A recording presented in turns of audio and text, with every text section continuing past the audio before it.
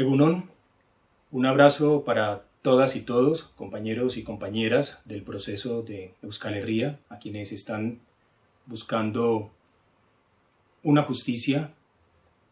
con bases firmes de convivencia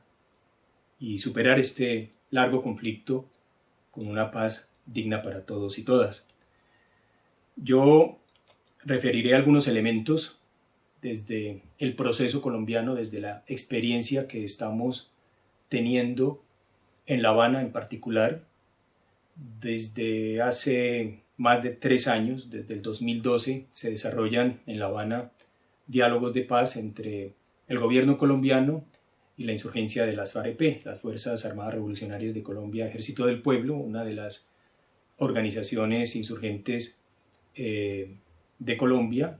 El nuestro, el colombiano, es un larguísimo conflicto de más de medio siglo.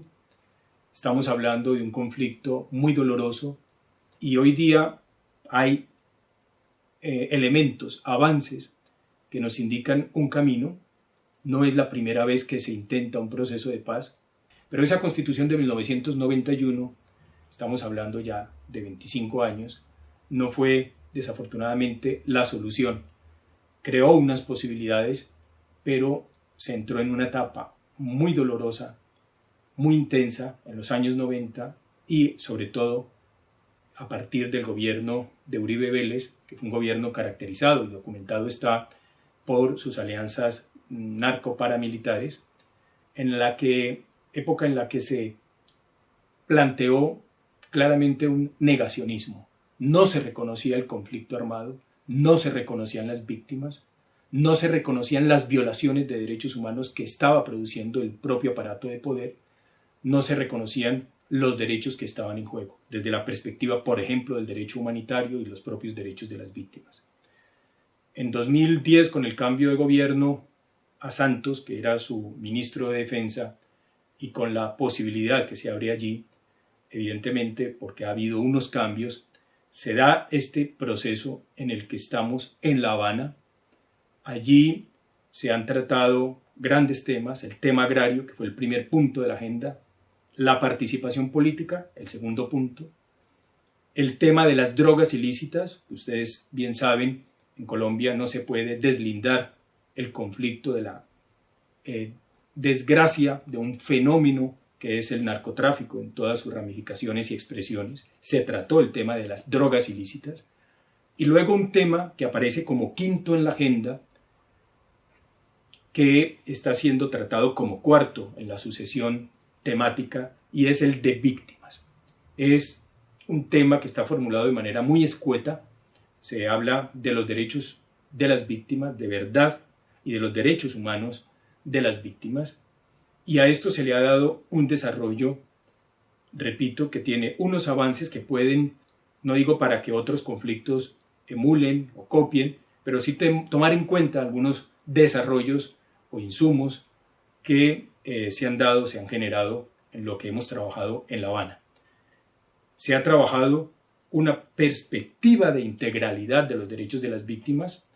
En mayo del 2014 se firmó un acuerdo parcial sobre drogas ilícitas e inmediatamente se comenzó a trabajar el tema de víctimas. En junio del 2014 se formularon unos principios, las dos partes, gobierno colombiano y FARC-EP, suscribieron esos principios, la satisfacción de los derechos de las víctimas, el reconocimiento de las víctimas, saber que las víctimas pueden y deben estar en el centro, en el enfoque de la solución política al conflicto. Un enfoque de derechos, etc. Ya luego, en el mes de agosto del 2014, se llegó al acuerdo de crear una comisión histórica sobre el conflicto y sus víctimas. Esta, como bien se sabe, era una petición permanente de las FAREP que fue acogida, tuvo que ser acogida por el Estado colombiano. Se creó una comisión de 12 académicos, investigadores connotados y 2 relatores. Al final, en el mes de febrero del 2015, tras cerca de 6 meses, entonces, produjeron cada uno de ellos un informe. Este es el informe sobre la comisión o de la Comisión Histórica del Conflicto y sus Víctimas, sobre visiones, relatos, narraciones del origen del conflicto, del desarrollo del conflicto, de las responsabilidades, de las consecuencias. Obviamente, de ahí hemos aprendido y de alguna manera lo sabíamos, no era posible consensuar, y menos en un apretado proceso de meses, un solo relato, una sola visión. Es decir, hemos llegado a tener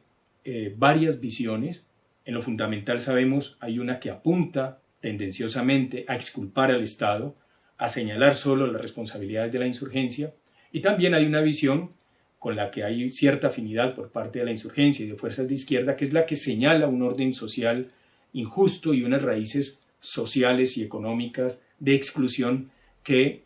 generaron esas condiciones de reproducción del conflicto social, político y armado. No obstante, esa comisión nos deja unos derroteros, nos deja unas enseñanzas, y es la necesidad de esa verdad histórica,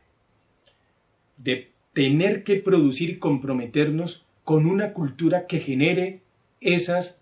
diferentes lecturas, saberlas respetar y poder interactuar, interlocutar entre esas diferentes visiones de la historia.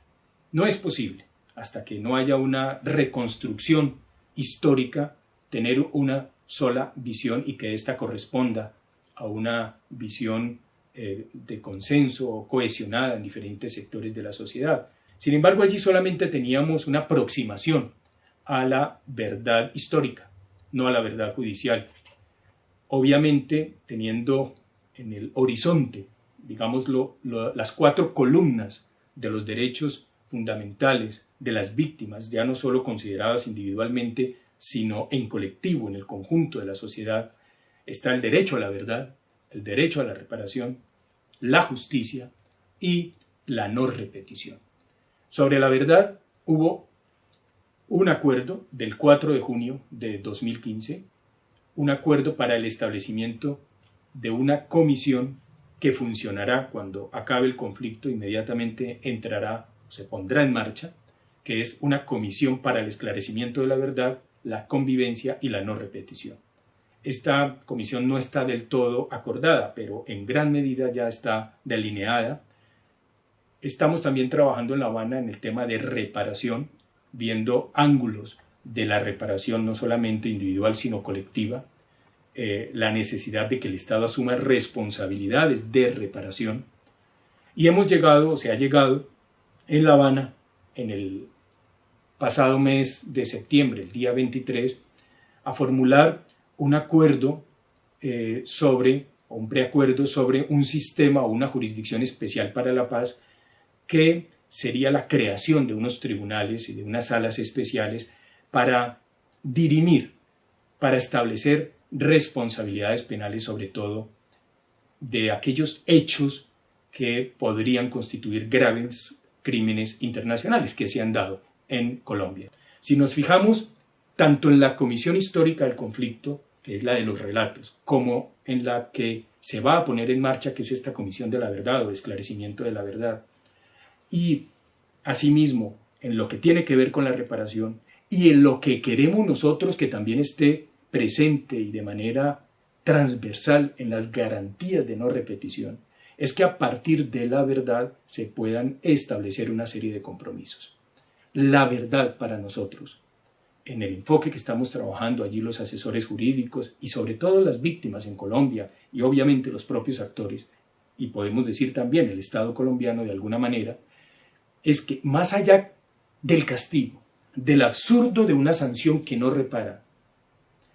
más allá está el derecho de las víctimas y la obligación de los actores de producir verdad. Esto que Michel Foucault llamaba la veridicción, pues sí, producir verdad en torno a hechos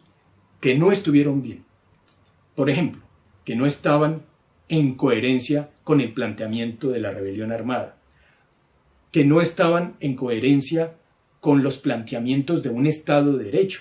no solamente en Colombia, en otros procesos, acá mismo, en la experiencia de Euskal Herria, en otros procesos donde se han dado fuertes niveles de represión, sabemos que el Estado ha actuado prevalido de esa supuesta legitimidad y ha actuado desbordando sus límites. Pues bien, el Estado tiene que producir verdad, tiene que producir actos de reconocimiento de esa injusta represión, de esas represalias, de esa cantidad y dimensiones del dolor que ha causado,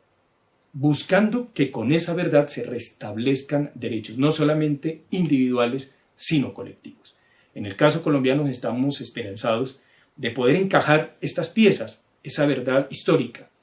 la producción de una verdad judicial, pero no a efectos de punición,